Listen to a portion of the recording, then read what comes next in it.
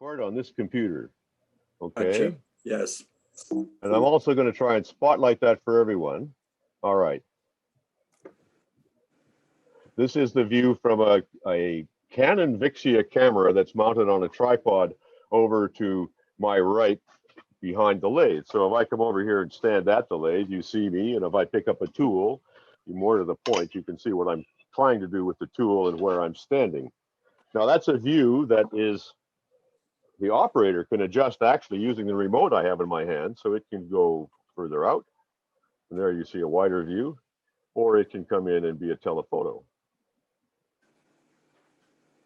So that's one camera that's available in this setup. The next camera is this one. That's the overhead camera. That gives a bird's eye view straight down on the work. And you can see my hand coming into the picture. And again, if I pick up a tool, you can see the tool. And if I turn the lathe on, you can see it cut.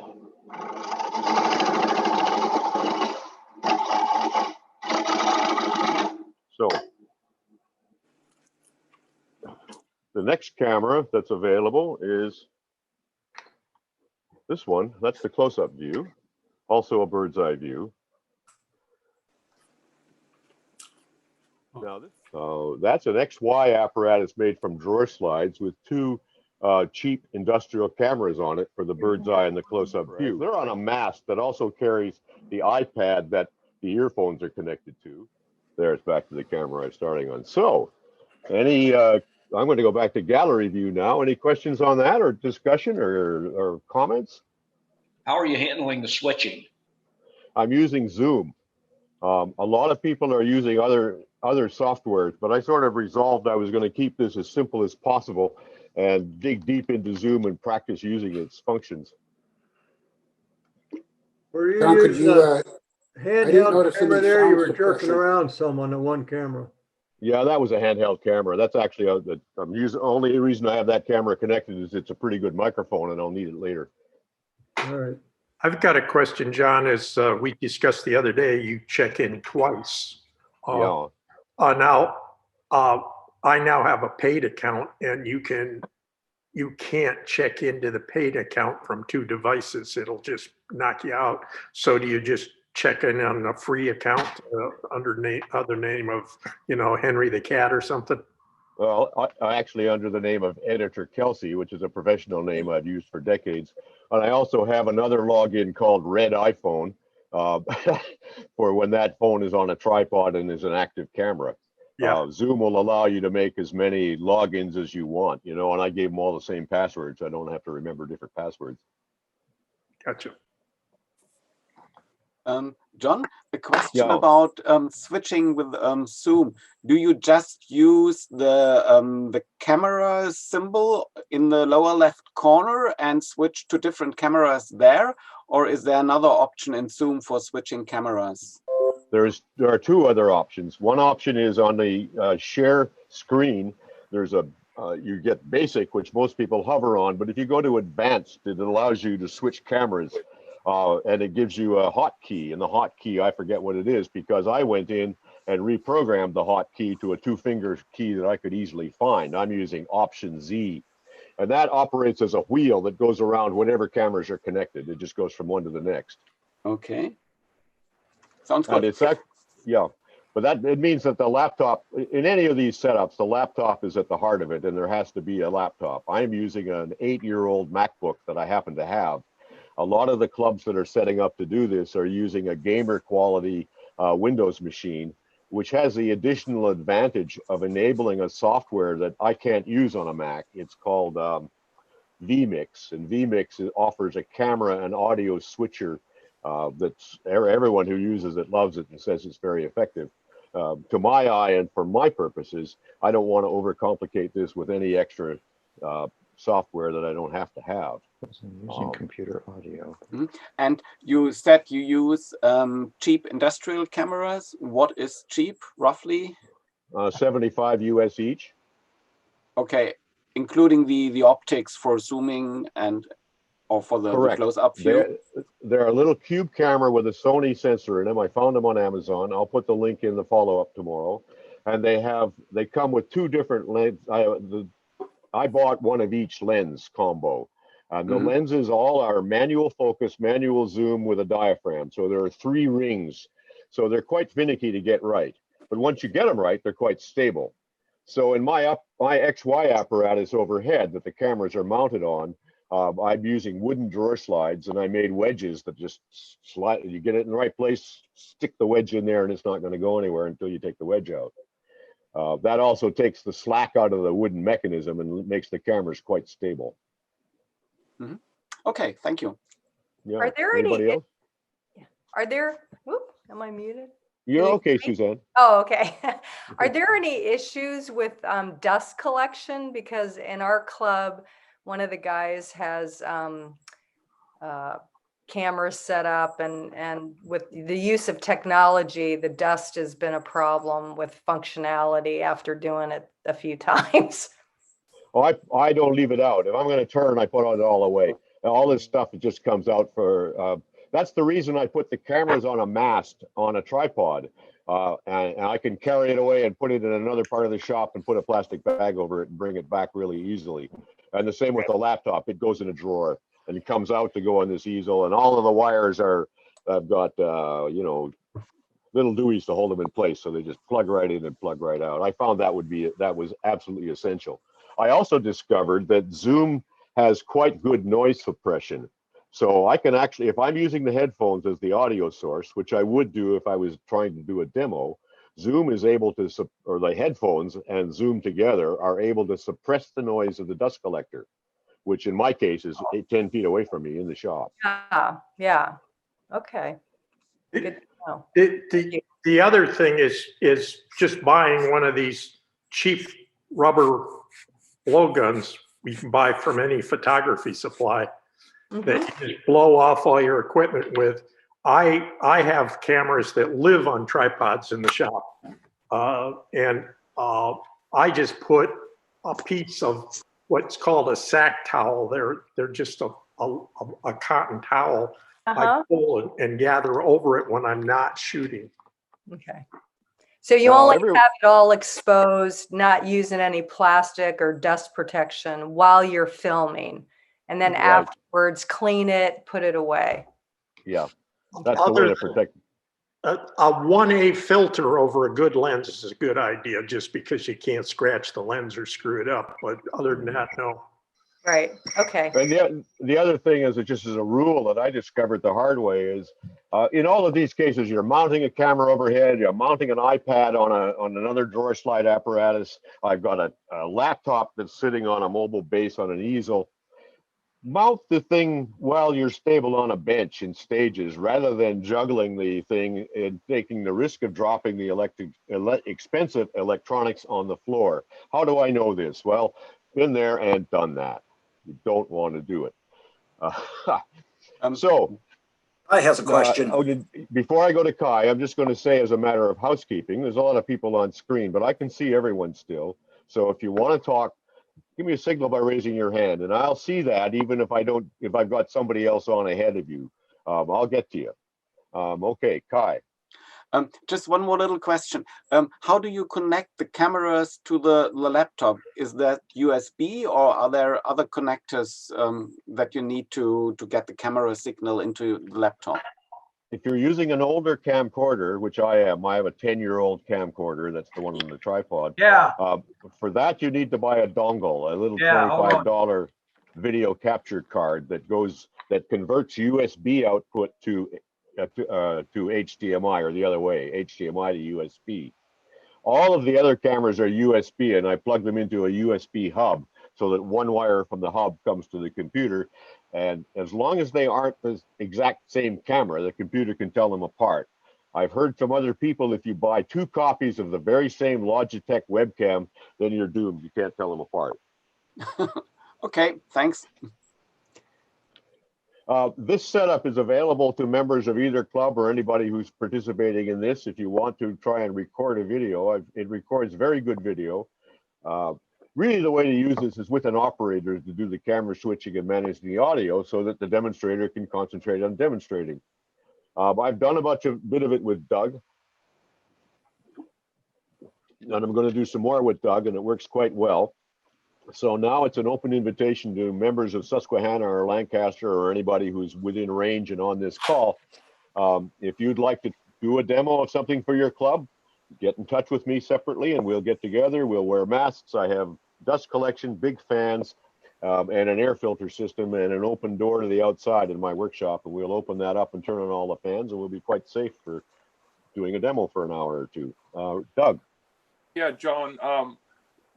I think Ray Simmons can talk to this as well, but I just went at it over Amazon yesterday or the day before and bought myself a small handheld Steadicam for people for doing your camera by hand, so it doesn't shake around like yours was. I thought you might like to try it out. I would definitely like to try it out. I'd also like Randy, who beat me up on this last week, to actually recommend a good 360 mic that I can put on a boom or a tripod as part of the setup when I go to people's shops. As part of this, I have been to now to 5, I think 6 shops of members of this group to make 10 or 12 or 15-minute videos of their wood, their tool setup, their lathe setup, and some of the work that they've collected and kept over the years. And we've shown a couple of these here. Later in the hour, I'm planning to show you Bill Tatkowski, unless we yak our way right through that. So that's part of what's going on with our club with video for you guys who are logging in from far away, and we'll get to who you are in a couple of minutes.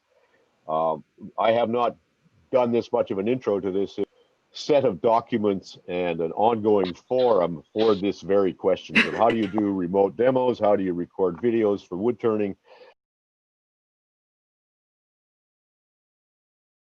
And what equipment works, what kind of setups works, what kind of snafus happen. It's a very, there's a lot of stuff there, and I can tell you I've read almost all of it.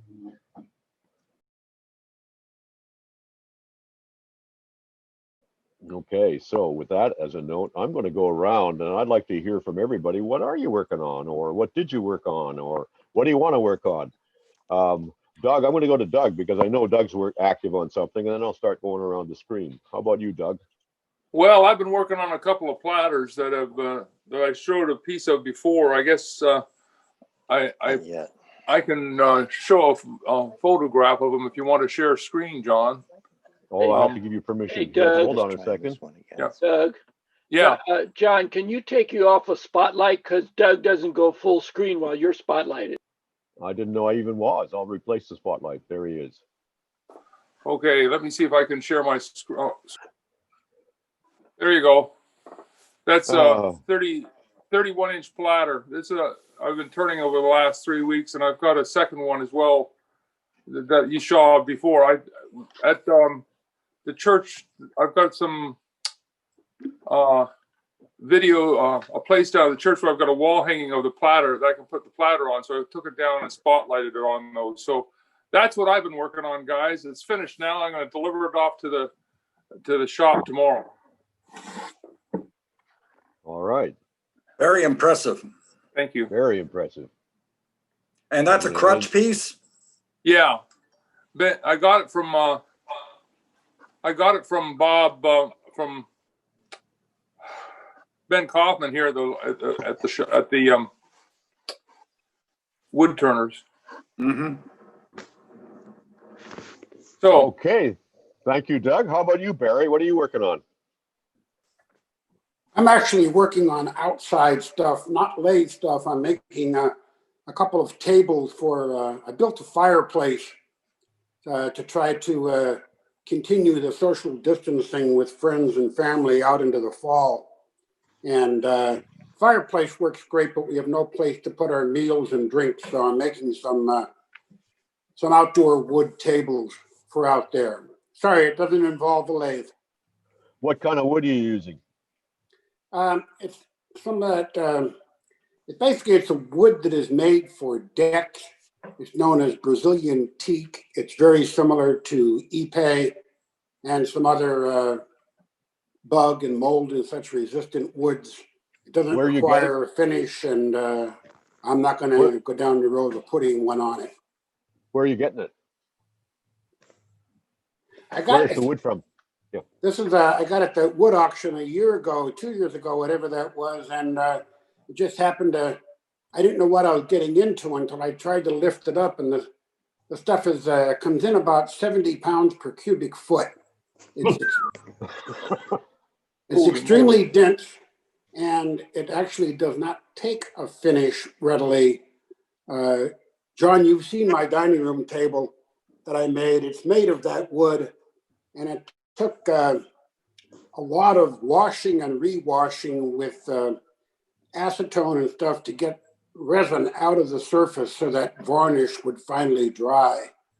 So it is not a finish-friendly wood, but I'm looking forward to it giving me a long life outside. All right. Its species name is actually Cumaru, Kumaru, and it's from Central America. All right. Stephen, how about you? I'm working on a table lamp, fluted barrel. What's taking most of the time now is trying to come up with a carving design for the base. And of course, the barrel is going to have the fluting, and then the very top section is going to have some carving on it too. So I'm working on the design for that. All right, thank you. I'm going to go back to the gallery view. Jim Bowman, how about you? You got to unmute. Yeah, I was searching for a picture, and I wanted to share because I turned one thing last Christmas, a root ball from my son's tree that came down in his yard down in North Carolina, and just 2 days ago I had a chance to I have a Comet MDR 14 or MR 14, and I ended up having to turn a 14-inch on that baby. It turned out to be a 13.5 platter to sit a big, we love elephant ears here, and I had to make a platter on wheels. So I had a chance to practice. Doug, you'll appreciate this.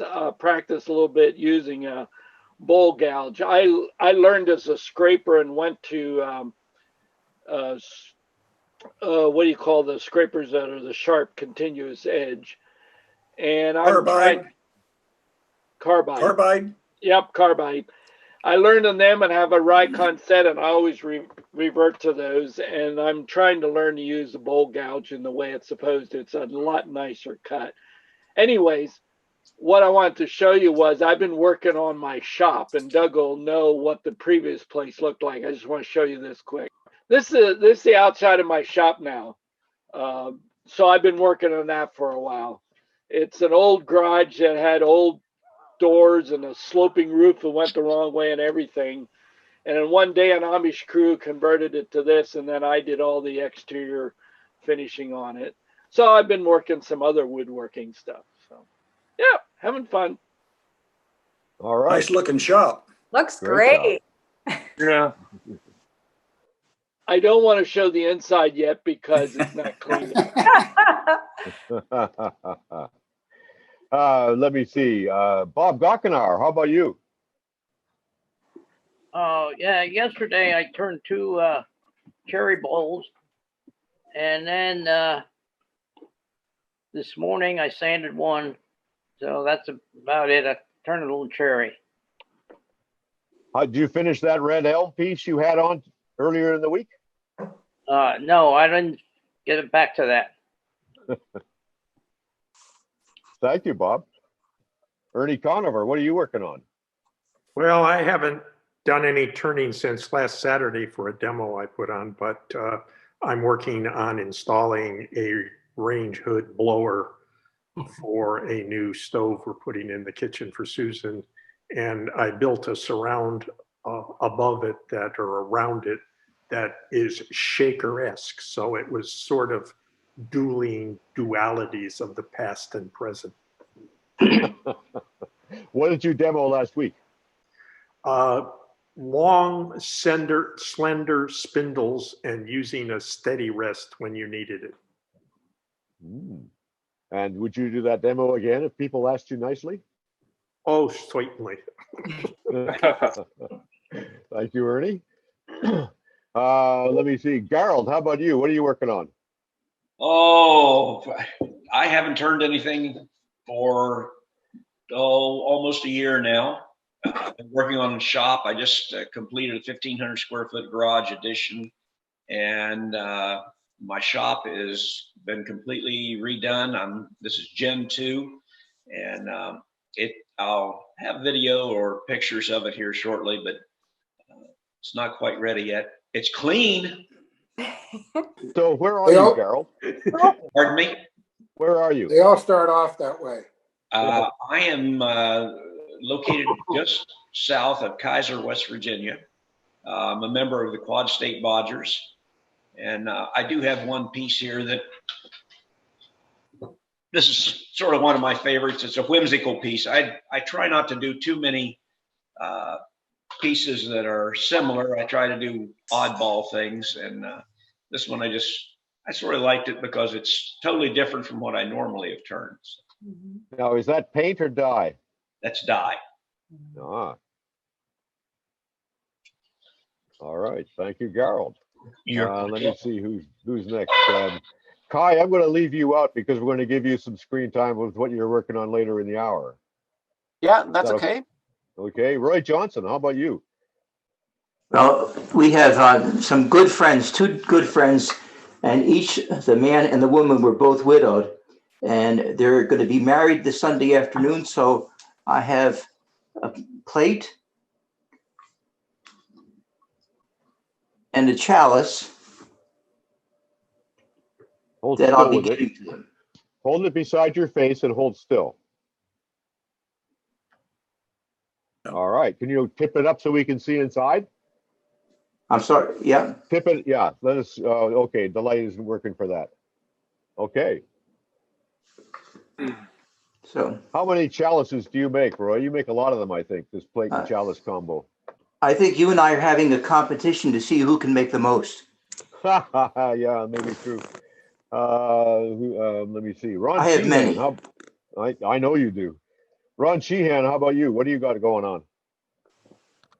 Up to about a week ago, I was turning some spalted maple and cherry bowls. I sent some of those down. My niece down in North Carolina has been buying some from me. But the last week I've been stripping. I got would I assume? Yeah, I got one of the staff members here had a year ago. She asked me to strip paint off of a rocking chair. So I finally got around to it last week. I've got it pretty well down. I got to sand off the seat and a few spindles along the armrest, and they'll be done.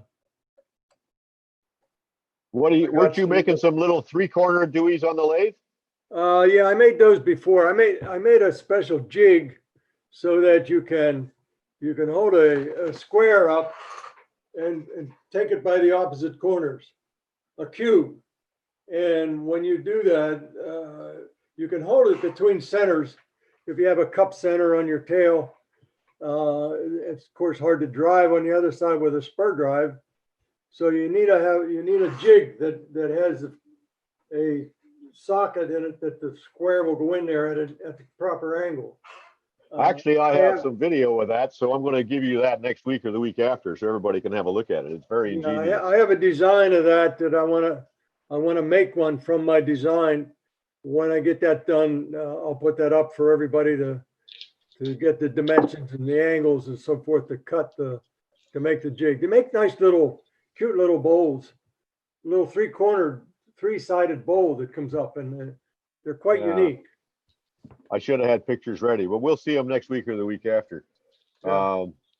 Thank you, Ron. Let's see. Bob Good, how about you? Want to unmute? Yeah. Okay, what do you got going on? Last finished project was a plant holder pot. It was to hold a 5-gallon landscape pot made out of American sycamore. I don't have any pictures, sorry. The wife wanted something in the house and didn't like the landscape pot sitting on the floor, so I got it. How big was that? It's about 18 inches in diameter, tapered. Like I said, it's made to fit a landscape pot. The landscape pot fits down inside pretty nice. And then it had a base underneath it. coated. What are you turning that on? I've got a robust American Beauty. Nice. All right. Working on I'm working on an idea for a lamp. I'm turning a model that I want to make a mold for and actually try and cast in cold cast bronze. It's a work in progress. I'm not sure how that's going to work out. Now, are you going to cast that bronze yourself? Yes, it's cold cast. It's actually bronze to a resin that you pour into the mold. All right. Thank you, Bob. I'm going to go back to gallery view. Let me see. Jeff Stolman, how about you? Well, what I'm working on is quarantining from having traveled to Chicago. What did you most recently make? Well, I'm in mid-course on Cherry Bowl and looking forward to making some plates. But that'll be a couple weeks off when I'm back in the shop. Now I'm going to confess that Jeff comes to my shop to turn on Saturdays from time to time because he doesn't have a shop of his own just yet. Yep. Okay. Who else we got? Frederick Rayner, you came in from somewhere else. Introduce yourself. Where are you coming from? I'm going to put the spotlight on you. Okay. West Michigan Woodturners. I'm one of the leadership team there of 7 people that try to keep our club as progressive as possible. Bruce Dannenhauer is also here with me. He's part of our leadership team also.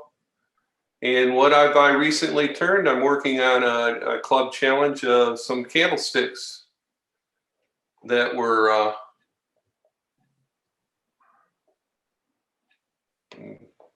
getting a icon that popped up on my screen out of the way.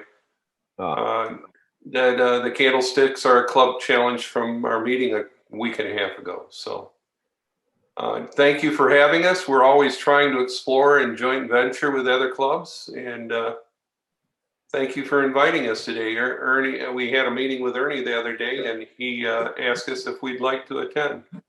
Well, thank you for joining us. I hope you enjoy our hour. Where are you guys in the Zoom world? Do you you meet monthly by Zoom? Do you do anything else on Zoom?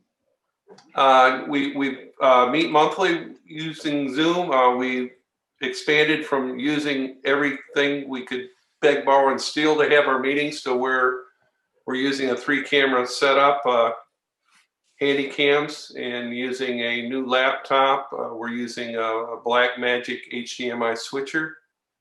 And not only our monthly meetings, but we do our leadership meetings using Zoom. We also do what we call garage groups that are similar to this coffee hour, except the garage groups are self-forming, usually geographically concise to the area that fellow turners are at, and also commonality and interests. So those are anywhere from 4 to 5 people all the way up. I think we have one that has 9. And so they normally, pre-COVID, would meet in somebody's shop, a different shop every month. Like and Bruce can jump in and explain on those when he jumps in, but he can tell you a little bit more about those because he came up conceptually with the idea that we needed to have some more push down into the membership activities. So. Thank you very much. I'm going to go to Bruce if I can find him on my screen. Hang on a sec. I'm going to go back to gallery view. Bruce, you want to wave your hand so I can see you? I'm hiding. There you are. Honor. I got you. Everybody's, okay. Spotlight on Bruce. You got it.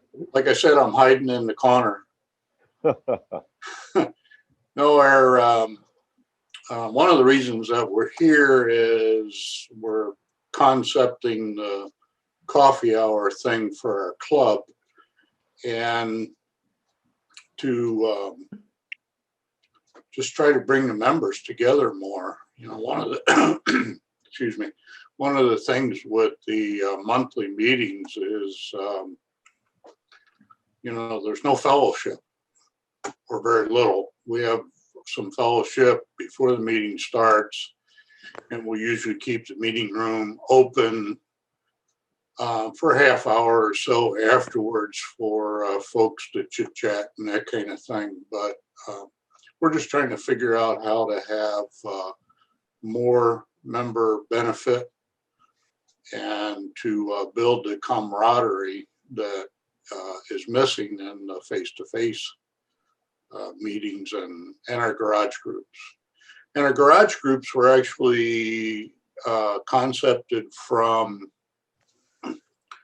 the fact that our club back in the 1980s, when it started, was a group of 5 to 8 turners, and they would meet monthly by going to each other's workshops, and they would meet in the workshops. And then, of course, as the club grew, that just wasn't functional anymore, and so we started meeting in specific areas. We've met in some of the public schools for a while, and if we weren't in COVID, we would be meeting in the fellowship room in one of the local churches. But so anyhow, the garage groups got going because of the original members. Every time I talked to them about the club starting, they always were very fond of the getting together back in the old days. And so that's why we went that route.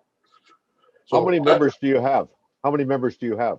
Right now, the current list is 61. That's about the same size as Susquehanna. And we're expecting that to change because we are now accepting membership dues for 2021, and it's kind of like the election. Nobody knows how that's going to turn out.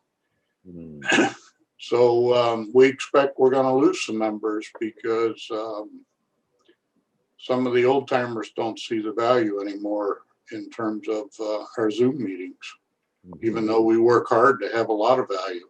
In fact, Ernie's going to be our demonstrator in January. I'm going to take the spotlight off you, and thank you for that, and just ask if anybody has any questions for these Michigan guys.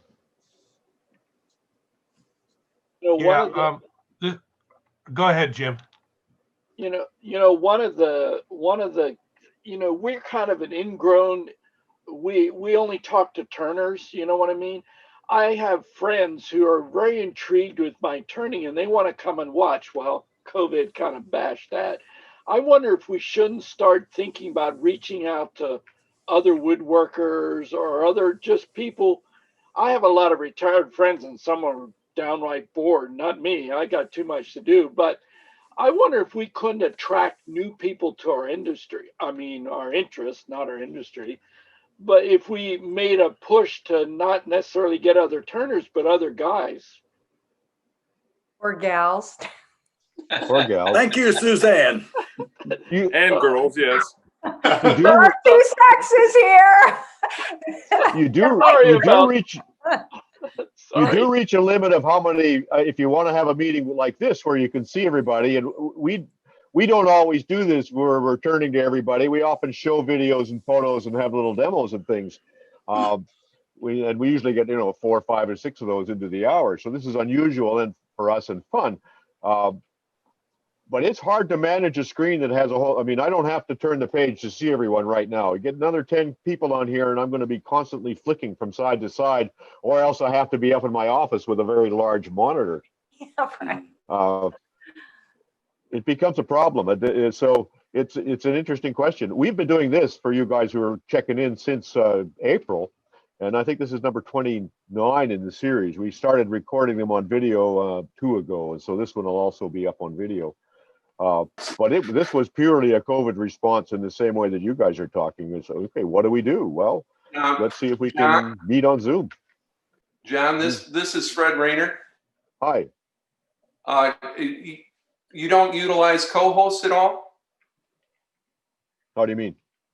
Well, we assign a couple of other members other than the MC or whatever. To chase mics and recognize people. because the person that's running the meeting doesn't have time to be chasing mics. So we assign at least 2 or if not 3 people as co-hosts to help manage the meeting. Well, you're more advanced than we are. That's a good idea, and I'm going to talk to others about that. Doug and I have been working pretty closely together, and he often has managed the pictures for me because that's a real challenge. Mm-hmm. So, you can delegate and manage that quite well. And we've gotten so proficient at it. I spent the summer in Indian River, Michigan, and our club is in the Kalamazoo area. And that's 4 hours away from Kalamazoo. And Bruce and I and Doug Brinks, the Grand Rapids president of the Grand River Woodturners Guild, he would help us also. And he was in Grand Rapids. I was 4 hours away in Indian River, and Bruce was centrally located close to our club. And we ran our meetings very proficiently, utilizing all the tools that Zoom provides. That's good advice. I appreciate that. One of the advantages of that is then everybody can be force muted and a co-host can unmute when somebody wants to talk. That reduces your background level of noise, which we notice we have occasionally a problem with. Yeah, it does come and go. Troy Nethaway, how you doing? Oh, pretty good this morning. Well, that sounded convincing. Well, I did some turning this morning. Yeah, I went out to the garage and was confused and turned around twice and came right back in. So, this morning I was looking for some saw blades. I got into doing some cutting boards, and those are a challenge all in themselves. Trying to get those suckers flat and square. And do I have screen share there? Yeah, okay. Yeah, you do. And you have the spotlight too. All right. There is one that was CNC engraved. That's just the corner zoomed in on the board itself. That's about a 4x4 corner of about a 10 by 14 inch walnut cutting board. It's for the best man in a wedding. For the groom ordered that, and the groom ordered some Spectra ply handles on bottle openers. So I had those engraved with the groomsmen initials. Those were tough. I had to find a 1/32 chisel to chisel around those letters. Some people might think a CNC did that, but nah, it's all hand. Have you got a picture? Have you got a picture of those? We're only seeing Dippery right now. Not yet. There we go. I guess. Very nice. Very nice. Very nice. So, good so I had those made up, and so do you have actually, Doug? Where do you get the lettering done? Is that in your shop, or you have somebody else do it? Oh, I had somebody else do it. I don't think I want to get into spending a couple thousand on a CNC engraver, either the laser or the engraver type here. And then have to fool around learning it on the laptop, designing things. I just assume I'm not going to use it that much, I don't think. So actually, Ellis Emery, our club member, has one of these. Okay. And I just hike these down to him and give him the list of things that I need engraved on him. He takes care of them for me. Cool. All right. I'm back to gallery view. Let's see. I've got to find, where did I leave off? Kai, we're not going to get to your presentation. Do you want to give us a very quickie of what you're up to? We'll have a club meeting in Germany in November, and I prepared something about whistling tops. So I can share that, or maybe the first slides quickly, and then if you are interested, we can come back to it another time. Yeah, we'll come back another time. Give us a quickie so we know what you're talking about, because we still got a half a screen full of people to get around to. Does that start? Yeah, now it starts. Yeah. So The topic of our club meeting is about things that move and make noise. And yeah, whistling tops do both. They move and make noise. So I'm trying to get them working at the moment. So that was my first try. The hole was too big. I had to cover it with tape to get a noise out of it. Here you can see it in close up. So you're making a top that's hollow and has a slot in it, and it whistles like a whistle. Yeah. Yes, I can play the sound for you. Just a second, so you can hear it. I hope.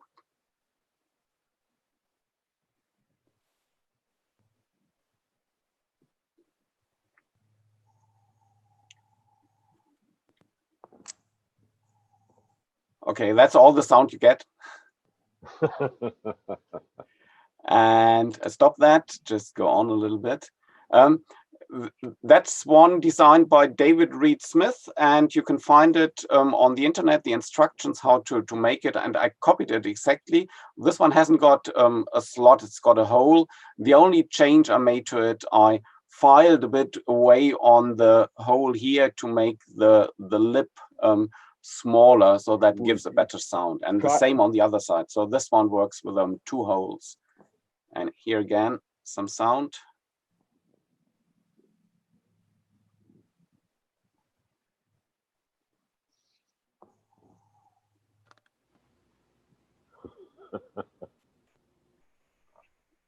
Okay, stop this. And yeah, I'm going to pull the plug on you here, and because I want you to do the full presentation next week. Okay, right. So then I stop screen sharing. Yeah. I want to get around. Can I ask a question on that? Yes, of course. On the sound, on a normal whistle, or yeah, a whistle, there's a depression on one side of the hole so that the air is trapped across the hole, which creates more sound. And I'm wondering if you've tried that. No, I haven't. I'm still experimenting, and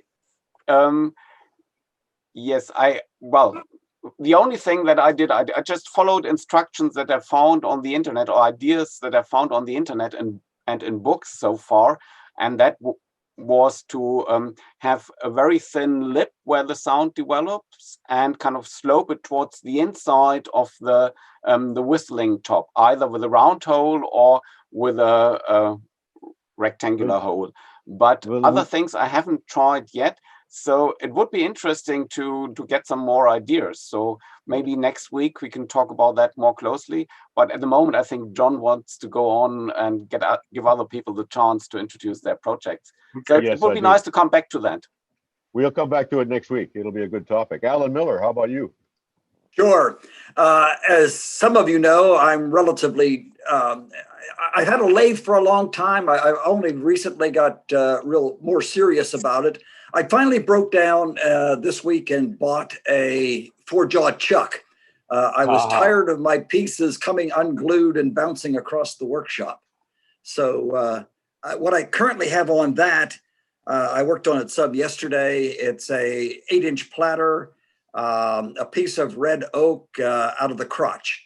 And I think that's coming out reasonably well. But, and then, 2 or 3 weeks ago, I also turned a piece of American holly, another crotch piece. I did a live edge on that one. And if I knew I were going to do this, why I would have had a picture or something up of that. So anyway, those are the 2 pieces I'm working on. And that was a small bowl. Well, we're going to count on you to have pictures next week, I think. Okay. Thank you, Alan. Let's see, Bob Mathers, how about you? Well, my grandson and I were working on, he's really into NASA and stuff and all the rocket launches. So he wanted to build a rocket. So I got a piece of fur, it was a 4x4. And so I thought, well, I've never turned anything up other than he and I trying to build this rocket. So I started making, my sister had requested something for a desk to hold her pencils. So I don't know if I like working with it. It's rather soft wood, but I'm just still, messing with that. And then some other things requested. My son wants a box, so I started working on that, and as well as setting up a couple of blanks for some more boxes. But just tinkering around with small stuff for family. All right. Thank you, Bob. Oops, I've just lost you all. Hang on a second here. Let me get back to my gallery view. Sorry, I'm in a bit of yes. All right. Ray Simmons, how about you? What are you working on? All right, John. I'm actually kind of doing a technical aspect of, I'm doing an incising project, or I have it planned, and I'm trying to coordinate the setup going from the lathe to the rose engine. So it's interesting, you know, head scratching at times, but I want to be able to use the big lathe and then go over the rose engine without losing any index. So coming along. Sometime soon you'll need to show us pictures. Will do. All right. Let's see. Jack Gardner, how about you? Well, I was down Ted's shop and I made this platter, just finished it yesterday. Now I have to put a finish on it. What is it? What kind of wood? I'm not a wood expert, so. So it's wood. It came from a tree, though. You're pretty sure about that? Yes, I think Ted got this down at the lumber yard, a big slab of it. So cool. There's several other pieces I'm working on out of the same wood. Very good. Thank you, Jack. Back to my gallery view. Let's see. Susan I can't say your name, Susan. Suzanne Mikelski. All right. Suzanne, would you introduce yourself real quick? Thanks for having me. I'm from the Indianapolis area, and I'm kind of a newbie at turning. I'm serving the leadership for the Central Indiana chapter of AAW. And we actually just last night merged with the Central Indiana Woodworking Club, and to really grow our club and to afford us more opportunities to bring in national speakers and, you know, just continue the interest in wood turning and grow our community that way. And so I'm very interested in learning, you know, about Zoom. And we actually, our new facility is a carpenters union hall that can hold over 150 people. And we have a $20,000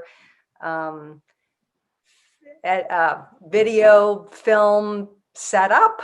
So it's very state of the art. The guy that runs it, CIWW, is a non-for-profit organization, and they do a lot of charitable work in terms of toy making and donating toys for children in need. And so anyway, I would love if anybody's got any ideas about portable dust collection systems, because I think we're definitely going to need it for this new venue. We've been meeting in a Boys and Girls Club, YMCA Boys and Girls Club, and it's just limited at us in terms of being able to bring in speakers and have a place for, you know, demonstrations to draw in more people, more of the public, and grow the club. So this is just a huge opportunity for us to be in a facility like a Carpenters Union Hall, and to have the kind of equipment that we're going to have. So I have a question about dust collection. And then in terms of projects, this is my latest project. It's a hollow form, and it's inspired by the work of Benoit Averly. It was my first, I've done lidded boxes before, but it was my first time turning something like this. And it's a curly maple, and I dyed it red with a trans tint. And yeah, I'm real happy with it. And very nice. beautiful. Thank you. Very nice. I've been working a lot with the skew. So this is just a picture. I don't know. You probably can't see. Oh, I'm sorry. I took No, we the can't spotlight see. off you. I'm going to give it back to you. Okay. Go for it. Put it up again. You still can't see it though. Right there Yeah, you go. well, there you There you go. go. So I've been working a lot with the skew, and someone gave me a 1 3/8 inch skew, I think. So, and he said, you got to practice every day with a skew. So my inspiration for turning is, and I haven't done much carving, but my great grandfather was a master carver in a small farm town in Indiana, and he used to just make furniture and design for the Batesville Casket Company. And so I just got into woodworking out of a business idea I had, and then I love it. I just love it. So anyway. Thank you very much. Thank you for Suzanne. allowing me to sit in on your Thank meeting you. and share. Yeah. Bob Bewer, what are you up to? I scored some crabapple tree. Nice. I made a wow. Oh yeah. Oh, nice. Good for you. practicing going real thin. And then John, I asked you about sawing that big piece of black walnut. Well, I made it into a platter. Nice work, Bob. Whoa. You can't hardly see it on the Zoom, but this is crazy good figured black walnut, and I'm just dying to get it sanded up and finished so I can bring out that grain. Can I ask you a question, Bob? Yeah. Are you having fun with your new lathe yet? I am. It's just so nice to have chucks that you can put a piece on, take it off, turn it the other way. And the speed control is absolutely just the best, because I can, go on there with a scraper and get it so close to smooth. Yeah. And then I can speed it up to 15, 18 and really get a nice For those of you who don't know, it was a Powermatic you got for your birthday, was it? Yeah. Yep. And I had been turning on an old Shopsmith, so I really upped it. We're coming up at the top of the hour. I'm going to give one more. Mark Skinner and Judy, you want to just give us a quickie of what you guys are up to, please? Yeah, hi, John. Hi. So I've been working on this little hollow form, which is some cherry that we cut up on the hill, and a piece of rosewood in here, and then Macassar ebony.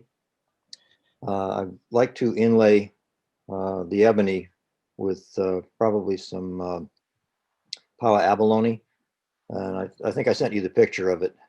You did, yeah. And the question was, what's the best way to? Anybody in the group has worked with Paua and how they cut it.